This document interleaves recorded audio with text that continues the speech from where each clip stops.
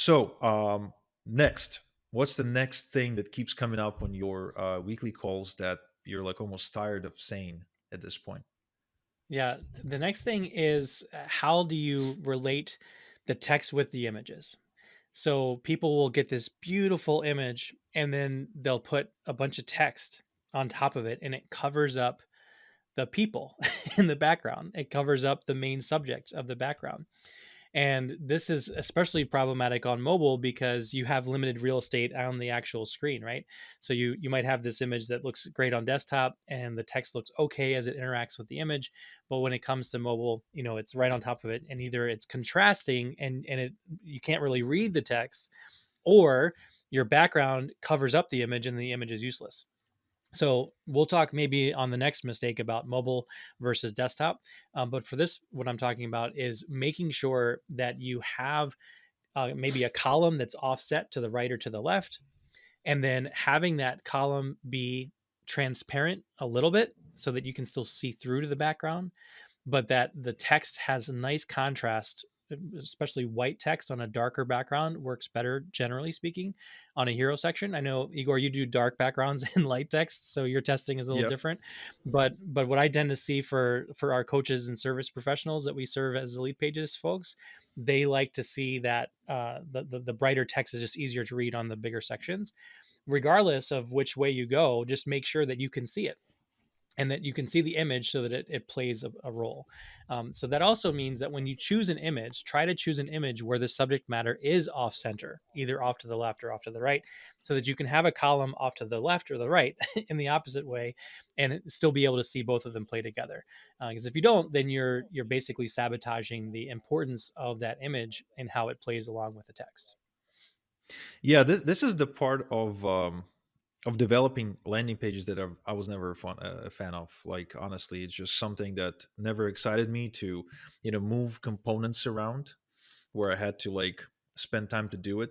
And I've always liked to focus on the text more so than that. Like if I ever had to get stuck on, contrasting an image with the text or whatever, I would just choose like just white background and black text.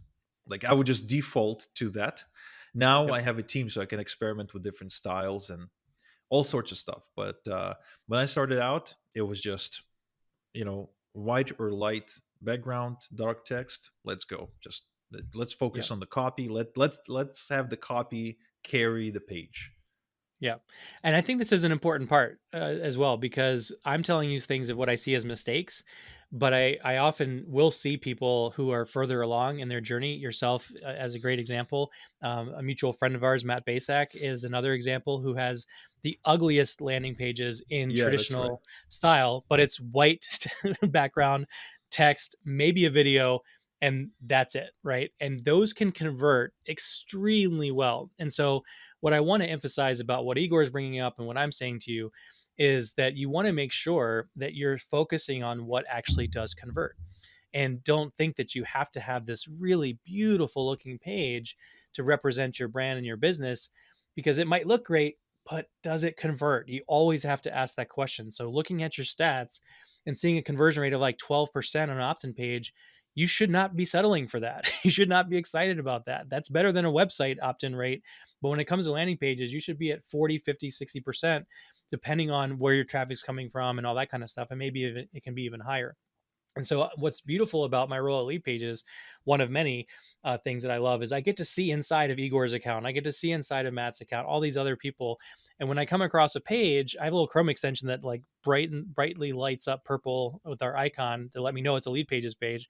And I can see right away what are the stats on this page.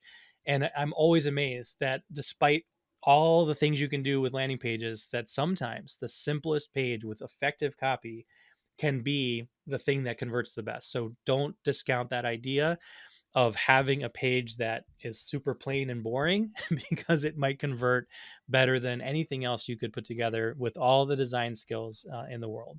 Yo, it's Igor. I want you to have my Amazon best-selling book for free for taking the time to listen to my podcast and to watch my YouTube videos. Now, I'm not only going to give you this book for free, but I'm going to throw in about $3,200 in free bonuses. Now, if you want to get this book, please click the link in the description, or you can also go to igorsbook.com. And now, back to the podcast.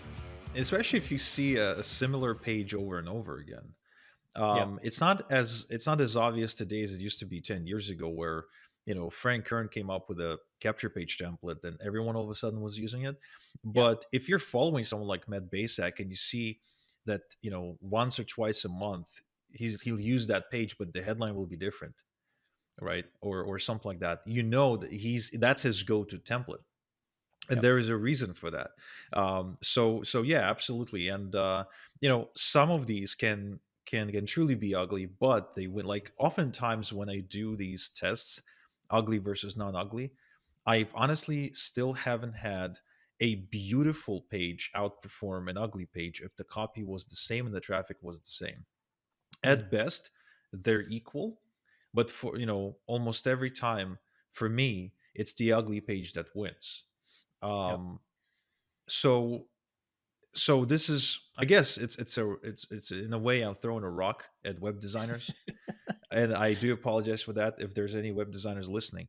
But I do subscribe to the old school, like, led by the likes of Dan Kennedy, who back in the direct mail days never really invested too much effort into making their letters or catalogs too beautiful, Mhm. because they tested it, and I guess there is an exception to the rule, when you're selling something super ridiculously expensive, might be. But again, I've never really tested that. I sold things to the tune of 100 grand, and I've never seen looks to be effective. Like, let's not confuse looks though with usability or readability, Yep. because there is a great book. um I'm gonna open up my Kindle and I'm gonna see if I can find the title, because I read it a long time ago, but it was the book that, it's like the basics of user experience, or user interface, or whatever, where you're creating a page that is easy to engage with. You're creating text that's easy to read. You're creating content that people can actually see and scan and consume. um, I think it might have been called "Letting Go of the Words," might Hmm. be one of them. And there's another one. I'll see if I can find it. But "Letting Go of the Words" is definitely one of them, because it explains to you how to structure your copy on a page, so people can actually go through it and understand what the hell you're talking about. Oh, and the other one, I highly recommend it. It's called "Don't Make Me Think" Hmm. by Krug Steve. Don't Make Me Think.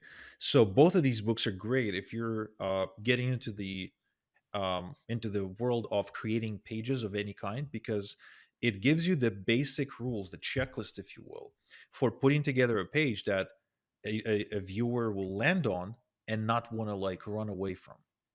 Yeah.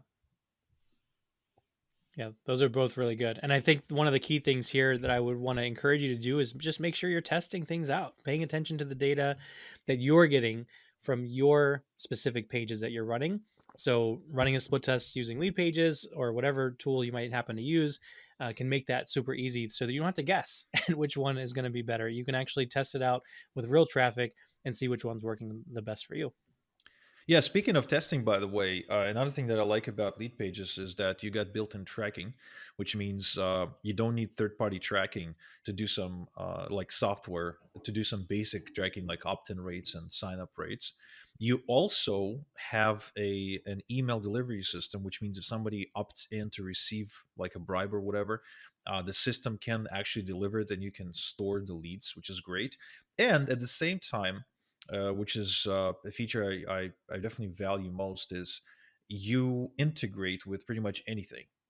You've got lots of integrations. You also work with Zapier, which means I can have I can have a page on Lead Pages, and then Zap leads into pretty much anything else, and I don't need to worry about that.